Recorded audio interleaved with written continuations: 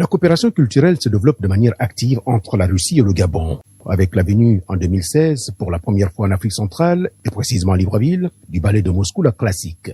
C'est également la troisième fois en l'espace d'une année que l'ambassade de Russie au Gabon organise une exposition de peinture russe, dont de nombreux tableaux ont été offerts comme don à la République gabonaise pour faire partie de la collection du futur musée des arts contemporains de Libreville.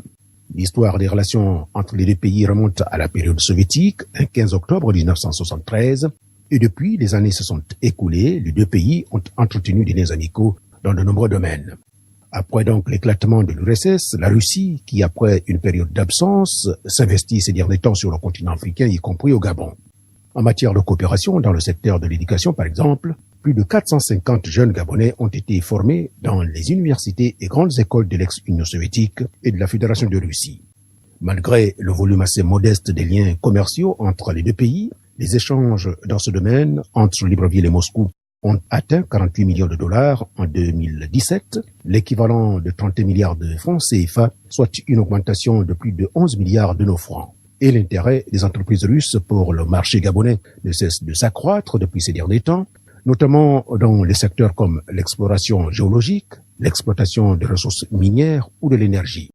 Sur le plan bilatéral, les deux pays entretiennent le dialogue politique qui se caractérise par une convergence des approches sur de nombreuses questions régionales et internationales, notamment en ce qui concerne le renforcement de la sécurité, de la paix et du développement en Afrique.